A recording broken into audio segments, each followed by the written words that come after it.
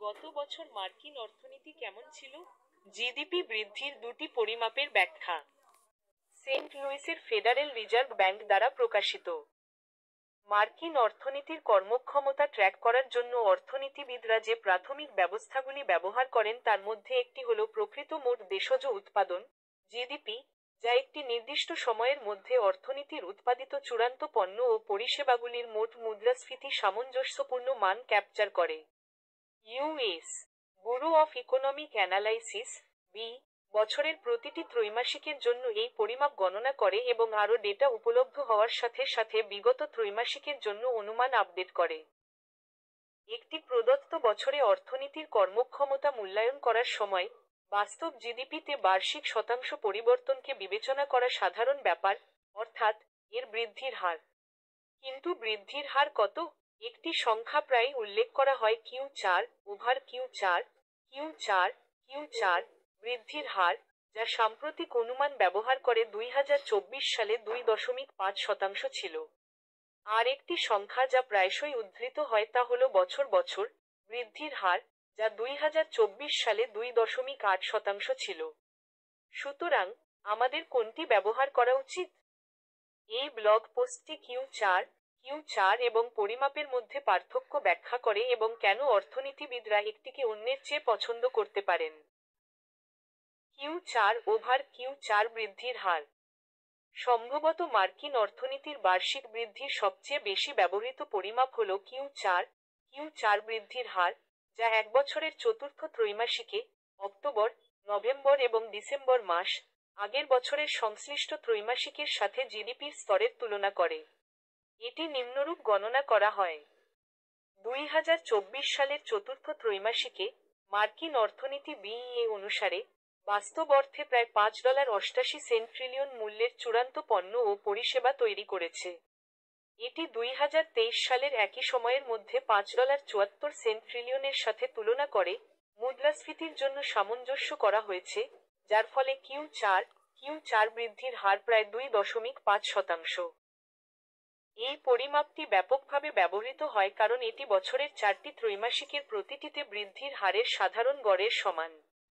বিশেষ করে যদি আমরা অর্থনীতির উৎপাদন ক্ষমতাকে ত্রৈমাসিকে ক্রমবর্ধমান হিসাবে ভাবি, যাতে বছরের চতুর্থ ত্রৈমাসিকে জিডিপির স্তর প্রথম, দ্বিতীয়, তৃতীয় এবং চতুর্থ ত্রৈমাসিকে বৃদ্ধির সঞ্চয় হয়, তাহলে Q4 বৃদ্ধির হার প্রতিটি বার্ষিক বৃদ্ধির হারের সাধারণ গড়কে আনুমানিক করে যা প্রতিটি কোয়ার্টারে ঘটে।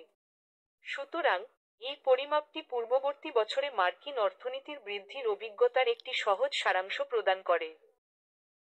যাই হোক, Q4 বৃদ্ধির হার সব কাজের জন্য আদর্শ নয়।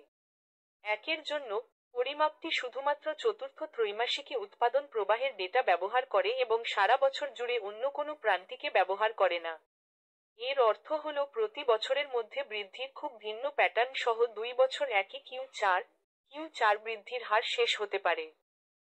উপরন্তু, অন্য সবকিছু সমান, একটি বৃহত্তর মোট উৎপাদন প্রবাহ সহ একটি বছর একটি ছোট মোট প্রবাহের সাথে এক বছরের চেয়ে ভালো। এটি আমাদের বার্ষিক জিডিপি বৃদ্ধির পরবর্তী পরিমাপের দিকে নিয়ে যায়। বছরের পর বছর বৃদ্ধির হার।